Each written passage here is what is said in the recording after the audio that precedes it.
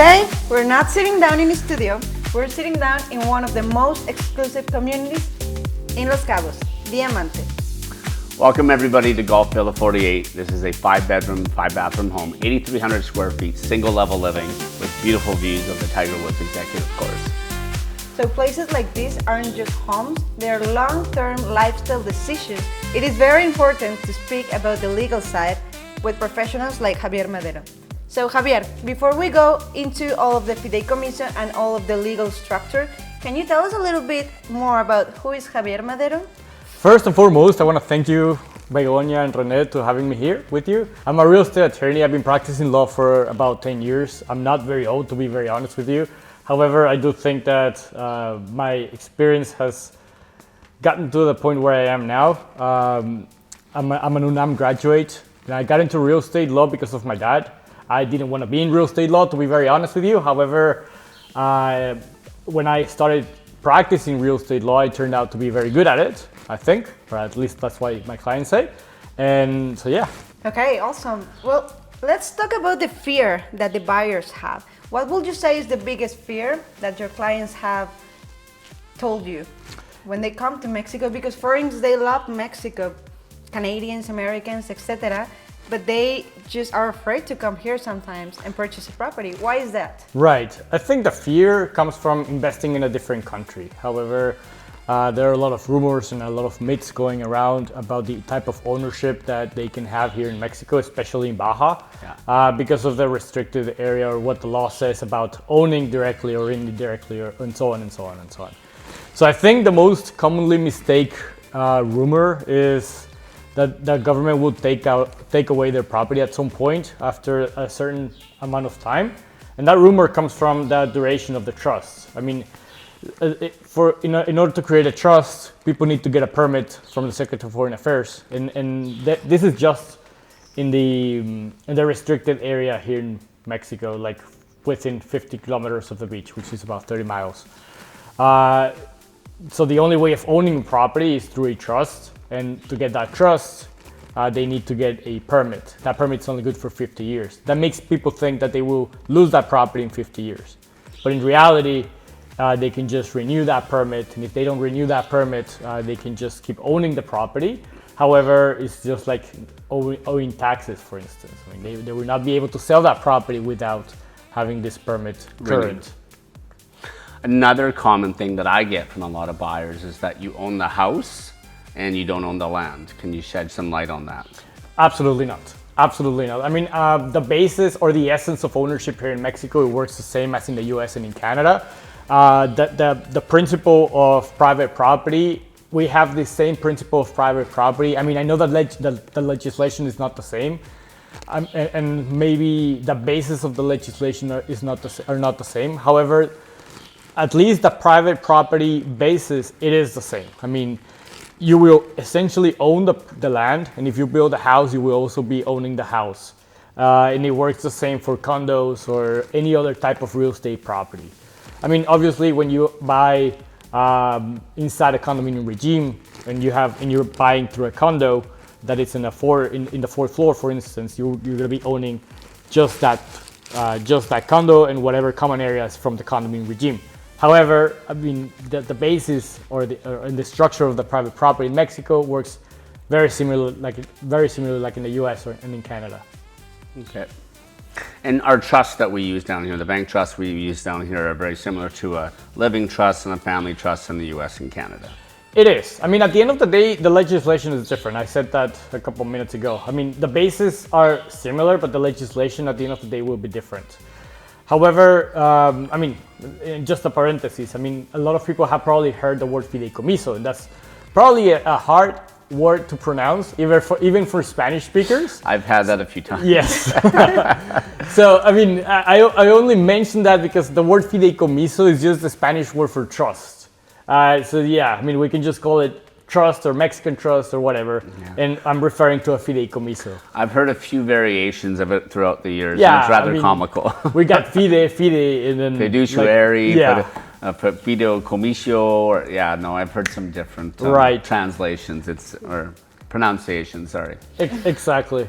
exactly. So Javier, you're relatively young to be in a $1 million industry right now. How do you build that trust with your clients? Well, through communication. I mean, communication is key from the beginning of the transaction and throughout the transaction. I believe that if we keep clients communicated from the beginning, they will be feeling comfortable throughout the transaction and even after they have closed. So yes, absolutely. I mean, we could be very good attorneys, and if we do not communicate anything to the client, they will definitely be anxious, just like in any other type of industry. So we try to communicate a lot with people. So Javier, as you were saying, Fideicomiso is not such an easy word to say or pronounce. And how can you put it in simple terms? What is Fideicomiso? Okay, well, to begin with, and as I said, the Fideicomiso is just a Spanish word for trust. However, just like in other parts of the world, a trust here in Mexico will work fairly similar. I'm not gonna say that it's the exact same thing, but it's fairly similar. And what I'm trying to say is that at the end of the day, we're gonna be creating an entity where we're gonna have beneficiaries that will receive a benefit, obviously, from the items or from the assets that have this trust. In our area, obviously, we have real estate trust, and the item that is within the trust is a real estate. So if you, Rene, for instance, you are the beneficiary of a trust, you are not gonna be owning the property directly, but you're gonna be owning the beneficiary rights of that trust, and that trust, which is the entity, will be owning the property. So it's just like creating a company or creating a corporation that owns a certain asset. So I mean, you personally, Javier Madero, do not own the property, but I own the trust or the entity that owns the property. So yes, that's basically how the trust works here. And now, the only peculiarity from the trust, well, one of the many peculiarities, but the main one that differentiates the trusts here in Mexico from the ones in the US or in Canada is that we have to have a bank involved, a trustee bank involved. It has to be a Mexican institution that will be used as a fiduciary, which will be holding and administrating the trust in favor of the beneficiary. So that's one of the only peculiarities. Okay, so understanding the structure of the trust. Rene, you have been a real estate agent since how many years in Cabo already? I've been here for 10 years now, since 2016. It'll actually be 10 years this November. Okay, so you have been 10 years in the industry.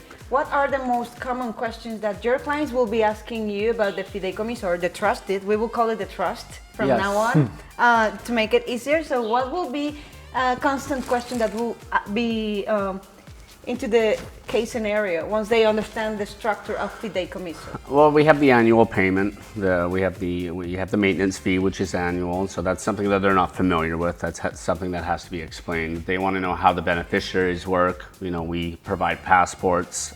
It's not mandatory, but it's recommended. Otherwise, we have the other side of the coin, which is probate, which nobody wants to go into. So being able to transfer the property to your beneficiaries, that is something that is very important and what people need to understand. Other common questions are, how long does it last for? What if the bank goes out of business that's holding my trust? Then what happens?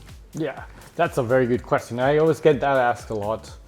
And essentially, if a bank goes out of business and it's holding a number of trusts, and not only if the bank goes out of business. I mean, we have had several scenarios, not only here in Mexico, but I've heard this in the US and in Canada as well, in other parts of the world too, where the bank changes its structure and goes from being called, I don't know, Bank A to Bank A plus B. So they changed the name, and therefore people might get insecure about what's happening with their assets that are being held with that bank. Well, it's very similar, the type of structure and the type of guarantees that we have here in Mexico, just like in the US and in Canada, where we have a bank that might be going out of business or it might be changing its structure. But the law actually requires that all of the banks, every bank here in Mexico, have to have another bank assuring the assets. And every time that there is a structure change, or if one bank goes out of business, the assets that is within that bank will go to the other bank that is being used as kind of like collateral. So yes, I mean, we have had several cases where the bank's name changes, but not, and somehow the structure as well. But but the trust that is being held within that bank is being absorbed by another bank. So the ownership will not end. I mean, the only thing that will change is the bank that is holding that trust. That's very interesting because I guess it's one of the biggest fears that foreign buyers might have when they come here to Mexico. What if I get my property and then the bank changes the structure or what you just said, and then they basically never will stop being the owners of the property unless they decide to put it as for sale, right? Right, yes and no. They would never stop being the beneficiaries of the trust unless they actually terminate the trust and sell the property, or if they commit any type of felony. But in a legal way, they're never gonna be losing.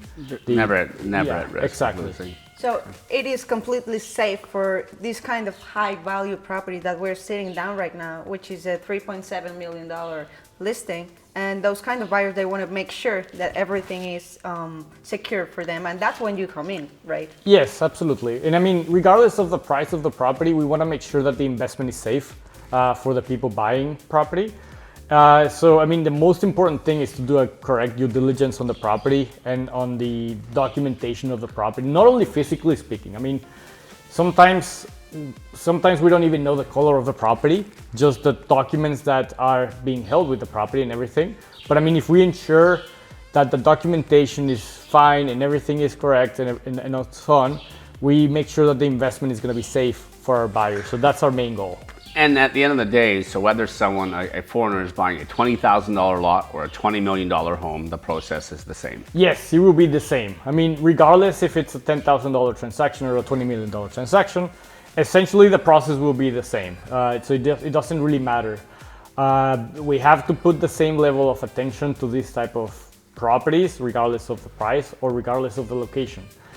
It might be a little bit more challenging with certain locations because of the history of the land where the property is being held. I mean, it's not the case with most of the properties, but I mean, we have had some cases where we have to review the history of the land because of where it came from and so on and so on. However, once we make sure that everything is fine, the process is really just the same. So if you could put a comparison with properties like in this kind of community, which is Diamante, and this is a brand new community, with other different kind of communities that were built in the past, what would you say is the main difference? Well, definitely the amount of time that the trust has been in place, and the length of the permit that the trust has been put in. So we want to make sure that the permit is current. That's for sure. But I mean, in this type of communities, in most cases, the permit it's only 5 or even 10 years old. But that's the worst I've seen in this type of communities. With other type of communities that were built 20, 30 years ago, like in Fonatur, for instance, or some other places like Todos Santos. Not in every part of Todos Santos, but I mean, just communities that have been here for a lot longer than definitely Diamante. One of the things that we want to make sure is that the permit is still current, and if not, we try to encourage people to create new trusts. Yes. So the 50-year time frame pretty much restarts instead of getting an assigned used permit that will not be current for a lot longer. And what are some other reasons why somebody would want to cancel the trust? So from a seller. So if I'm buying a property from you, and give me some reasons from the buyer's perspective of why I would encourage you to cancel your trust so I can create a new one. There are a couple, as a matter of fact. I mean, one of them is the one that I just mentioned. If the trust is quite old. I mean, if we have a trust that it's older than, it could be. We could have different criteria when it comes to that. But at least my personal criteria is if a trust is older than 10 years, I'd rather just cancel it than to create a new one. Just because it's not going to be a 50-year-old trust. If it was created 5 or 6 years ago, instead of creating a new one, we do what we call an assignment of trust rights, where we don't create a new trust for the buyers. We just obtain the already existing trust rights from the seller and assign them to the buyer. However, again, if the trust was created 15, 20 years ago or so on, we try to push the sellers to cancel that transaction or to cancel that trust, to create a new one in order for the buyers. Another reason would be if I'm selling and if I'm a non-Mexican and my property is under a trust, and the person that is buying the property from me is a Mexican person, I'm gonna have to cancel that trust, and the expenses are on me actually, because it's my trust. I have to cancel it, and I have to pay for the cancellation fees. So that would be another reason. Sorry. Yeah. And so yeah. to create a trust, similar to the cancellation fees, the process, you're just reversing the process. So to create a trust, it costs how much between banks, like bank contingent, and to cancel, is it the same? Yeah, well, it's a lot cheaper to cancel a trust rather than to create it. Okay.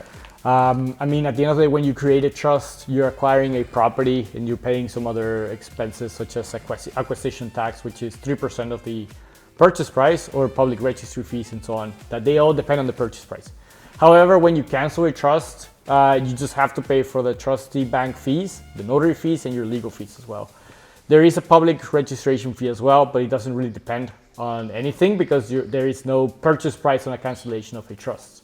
Yeah. I mean, technically there will be a transfer of ownership, but to cancel the trust itself, it's not a transfer of ownership. And therefore, it's always around $3,500 to $4,700 depending on the bank, but it's always around that number to cancel a trust. Okay, so when we're talking about real cases, where could you say that you saved a buyer to make a really big mistake in an operation? Right. Well, I can think of a few. However, Without naming Yeah, anyone? no, absolutely not. But I mean, a very recent one was of a buyer or a client that was buying in the Fonatur area. Fonatur used to be an entity, or is still an entity, that regulates a certain part of the Los Cabos community, San Jose del Cabo specifically. And their main goal is to ensure that people are building according to the regulations of Fonatur, and that's to not disrupt the common type of construction, the certain colors, certain type of construction, etc., etc. So again, having said that, Fonatur establishes these rules within the property title. However, these houses are old. We're speaking about titles or trusts that were created 25 and plus years ago. So I just had a very recent case where I was asked to do a due diligence on a property. There was a very small clause in a trust that was created in 1998, and that trust essentially said that if the property was not following the regulations of the Fonatur regulations, the Fonatur could fine them for not following these rules. So we asked the selling attorney, all right, so give me proof that you have notified Fonatur about your constructions and you're in good standing. Apparently they didn't know about that. So they go and notify Fonatur, and Fonatur comes back, oh, you're right, you're not in good standing. I'm gonna fine you with $50,000. So obviously the buyer was about to go into that transaction without seeing that clause. And if he would have gotten to that transaction, as much as he loved the house, he would have probably got that fine at some point. So yeah, I think that would be a good case. He would have been liable for that. Absolutely. So always read the fine print. Yeah, no, absolutely. Okay, so when have you saved a seller to make a huge mistake for lack of legal advice? Well, that's a good question. I mean, and for that, I do have to give a little bit of background. Okay. So after 2015, every seller or every owner has to acquire what we call a factura, which is a tax invoice from the acquisition of their property, especially from people who are buying property from Mexican corporations. So this Mexican corporation has to issue a tax receipt, an official tax receipt, to confirm and to prove that the buyer back then actually made an investment towards a property. So regardless if the property title says that I paid $1 million for a property, and if I bought it from a Mexican corporation, the only way of proving that that money was transferred from me to the seller back then is from the issuing of that factura. So without that factura, it's like if I acquired the property in zero. So I've had cases where people go into a transaction, they bought the property from a Mexican corporation, they didn't receive the proper legal advice, and they are almost at the closing table, and they get a huge bill on capital gains tax because they didn't have that factura. Obviously, at that point, they wouldn't be able to get out of the transaction because they've already signed contracts and so on and so on. So I mean, we had a case where, I mean, that specific matter happened, and we had to come in, suspend the closing for a few weeks until we got that factura. It was very hard to trace this corporation because obviously it was a company that sold this property almost 10 years ago. But I mean, at the end of the day, we were able to get that factura and get the seller to pay the proper taxes and not a huge amount of taxes like they were about to do so. Yeah, so the due diligence is extremely important when it comes to those cases. Yes, I mean, not even as a buyer, but also as a seller. And that's something interesting that we're pointing out, because usually we try to make a due diligence for a buyer and we forget as sellers, if I'm a seller, I forget that I also have to have my documentation in place in order to sell the property and to avoid surprises in the future. So even as a seller, if somebody's selling a property, I do recommend doing a self due diligence to ensure that I have all of the proper documents in place so I can transfer the ownership without any type of trouble. Okay, well, let's talk about visas, residential permits, and let's talk about foreigners coming here to live in Los Cabos, right? Yes. Okay, so what could you tell us that a foreign buyer that is just planning on going to a different country and purchase a property there should be considering in the first place? Well, I mean, at the end of the day, it's an investment, and it's a foreign investment. So if I was buying in a different place, like in Canada, in the US, even I, as a real estate attorney here in Mexico, I would definitely seek legal advice in Canada and in the US, or in the US, to buy another property there. I mean, again, these are investments, regardless if it's for housing purposes or whatever other purpose that people want to use them for. However, they're investments. So I absolutely advise them to get legal counsel to ensure that the property is okay, and to ensure that the documentation is fine so they can move forward safely. Okay, so Sorry, please. regarding residency though, do I have to have a permanent residency in order to buy a property here in Mexico? You don't need to have any type of residency to buy a property here in Mexico. As a matter of fact, just simple tourists can come here and buy property through the trust process, being them the beneficiaries of that trust. I mean, obviously, if I have a property down here and if I have a permanent residence card, it might come with some benefits. So I would encourage people to get their residence card at some point, but it's not a mandatory item. Not on the buying side, but on the selling side, you have the seller home exemption, Exactly. which is a requirement to have permanent residency. Yes, exactly. As a buyer, it doesn't really matter what type of residentship you have. You don't even have to have a residentship. I mean, regardless if you're a permanent resident or just a tourist, your closing costs and the process will be exactly the same. Yeah. It would not change at all. That's a really good thing to know, because I mean, we have cases before where people really think that they need the residency to purchase a property here in Exactly. Los Cabos, and it's basically not necessarily just to purchase it. Right. Not for purchasing, but I sell my house in the U.S. I buy a place in Mexico, and I want to move all my stuff from my household items from the U.S. or Canada down to Cabo. You have to have residency in order to transfer to. Yeah. Okay, so Yeah. in simple terms, buyers do not need to have a Residence card. residency, Right. either permanent or temporary. Right. And neither do sellers, to be fair. I mean, a seller or an owner of a property can just sell the property without a residence card or without an RFC. It just as a parenthesis, an RFC is a tax ID number here in Mexico. So yeah, if I own a property, if I want to sell it, I don't need to have any type of residentship. I don't need to have an RFC and so on. It's not a mandatory item. However, there are some tax benefits to having a permanent residence card in place, as well as a Mexican tax ID number. And that would be a tax exemption, which essentially the first could go a little bit more and less, but right now it's about $300,000. The first $300,000 in taxes are tax-free, and that is per person. That is only for permanent residents. Okay, I bought a property down here, and I want to get residency. Can I get a temporary? Should I get permanent? Does it expedite my process any? Well, getting property will definitely expedite the process of getting the residence card, that's for sure, because you are proving the Mexican government that you already own a property down here through a trust. So absolutely, it will help people get their residence cards. Now, I try to advise my clients to get the permanent residence card because of what I explained not too long ago about the taxes when selling the Capital property. gains. Right. Yes. And other than that, there's not a significant advantage from having a permanent to a temporary.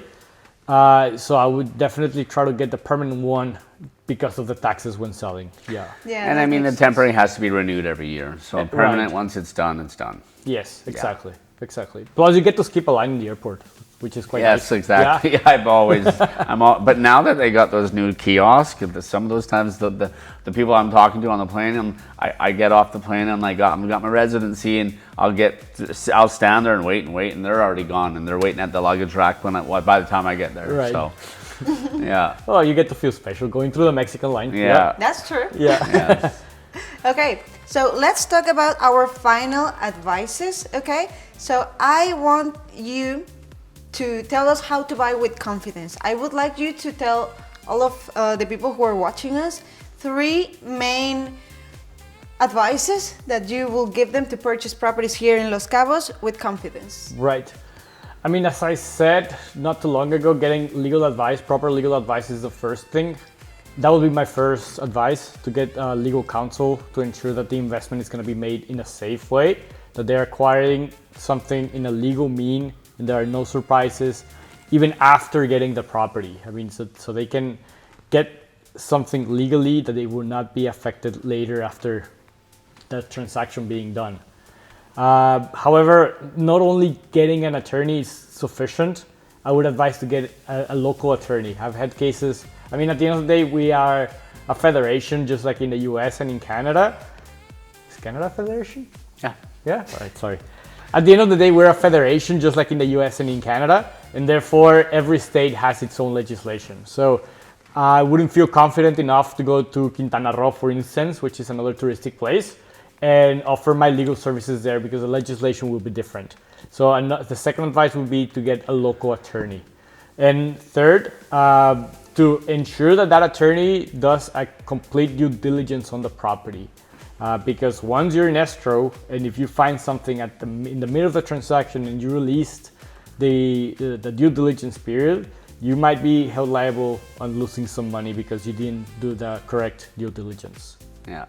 Okay, so you do need to get a good legal team that's going to be backing up all of your transaction while Exactly. you're in the middle of that, because you're in a different country. Right. And it makes sense. If I were gone to Canada or the US or somewhere else, I will want that for myself. Yes, absolutely. I mean, again, if I'm buying something elsewhere, regardless of the country, I'm definitely gonna get an attorney, and regardless of me being an attorney.